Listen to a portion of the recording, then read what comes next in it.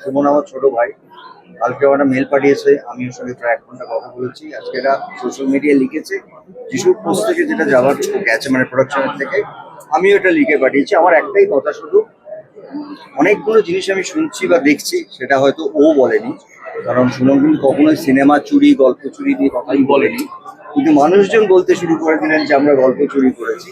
যদি গল্প চুরি করে থাকে তাহলে আমি রিকোয়েস্ট করবো সুমনকে, ওর যারা বিশ্বস্ত মানুষ, কারণ আমি তো ওর গল্প নিয়ে কথা বলবো না, মানে এটা আমার ইয়ের মধ্যে পড়ে না, মানে আমার ডেকোরামের মধ্যে পড়ে না। অভিনেতা হিসেবে ওর যদি মনে হয়, ওর পুরো স্ক্রিপ্টটা ওর বিশ্বস্ত মানুষকে শোনাক।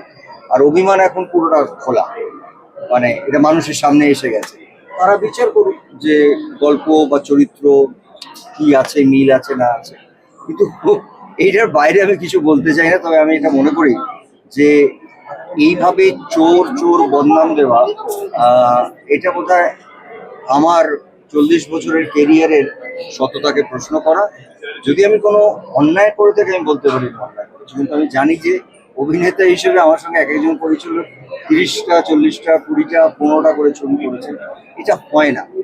কালকে আমি ফোন করেছিলাম, যিশু জানেই অনেকটা, যে অভিমান ভাঙানো হচ্ছে।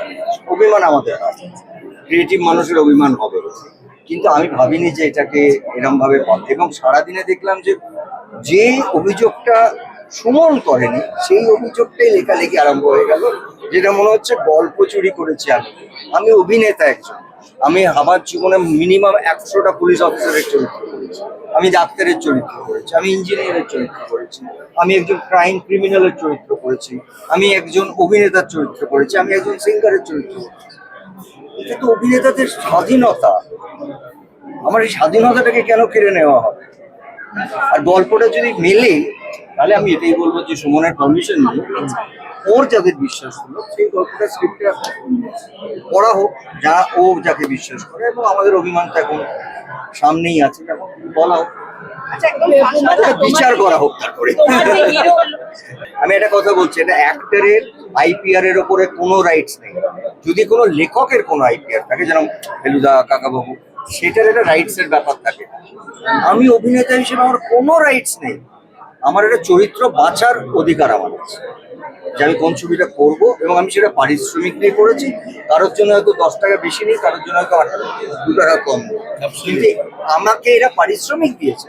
আর আমার চরিত্র বাঁচার অধিকার, আমার সুমনের এগেনস্টে কিচ্ছু নেই। আমি এখনো চাই, কালকে আমি যেভাবে বুঝিয়েছি যে এই ছবিটা আবার করা যায়, এটার সাথে এটার কোনো মিল নেই। কিন্তু ও যে কোনো পয়েন্ট বলে, তোমরা ক্ষত দেখেছো, তোমরা জাতিস্বর দেখেছো, নিরুদ্দেশ হয়ে যাওয়া দেখেছো একটা মানুষকে। আমি জানি না, কিন্তু আমার যেটা সুমনের প্রতি আমার রাগ নেই, মানে আমার কষ্ট নেই, আমি ওর অভিমান ভাঙানোর জন্য প্রস্তুত। কিন্তু আমি যেটা চাই যে বাকি অনেক মানুষরা চোর বলে বলছে। আমার মনে হয় 40 বছর কাজ করার পর একটা অভিনেতা, আমাকে কোনো চুরি করে একটা চরিত্র করতে হবে, বোধহয় এটা আমি ডিজার্ভ করি না। কারণ অনেক নতুন প্রজন্মের মানুষরা আমার কাছে আসেন, তারা তাদের মনের কথা বলেন, তাদের গল্প শোনান। এবার তাদের মধ্যে প্রশ্ন যাচ্ছে যে আমি তাদের চরিত্র বা গল্প চুরি করবো, আমি গল্প চুরি করে কি করবো, কোথায় যাব, কেন করবো? কারণ আমি প্রডিউসারও নই, ডিরেক্টরও নই, মেকারও নই, আমি একজন অভিনেতা। হ্যাঁ, অভিনেতা হিসেবে আমার স্বাধীনতা আছে, যে কোনো অভিনেতার স্বাধীনতা আছে বাঁচার, যে আমি এই ছবিটা করবো। সুমনকে আমি ছোটবেলার থেকে চিনি, অভিমান ভাঙানোর কালকে আমি প্রচুর চেষ্টা করেছি, এটা আমার রেকর্ডে আছে। আমি প্রায় 40 মিনিট ইভেন্টের মাঝখানে কথা বলেছি বেরিয়ে, এই ছবিটা কি করতে, কোনো কোনো মিল নেই। কিছু কিছু চরিত্র হয়, কিছু কিছু মানুষ ভাবেন তার সঙ্গে কোথাও কোথাও 1 ইঞ্চি 2 ইঞ্চি মেলে, এটা সারা পৃথিবীতে হয়। তার জন্য আমি তো বলছি, আবার বলছি, আমি চ্যালেঞ্জ করছি, যদি কোনো কারণে ওর গল্প বা ওর স্ক্রিপ্টের সঙ্গে ওদের অভিমান ছবি, মানে আমাদের অভিমান, ওর ছবিটাও আমার ছবি, যদি ভবিষ্যতেও কোনোদিন করে, এরকম তো আমি বলিনি করবো না।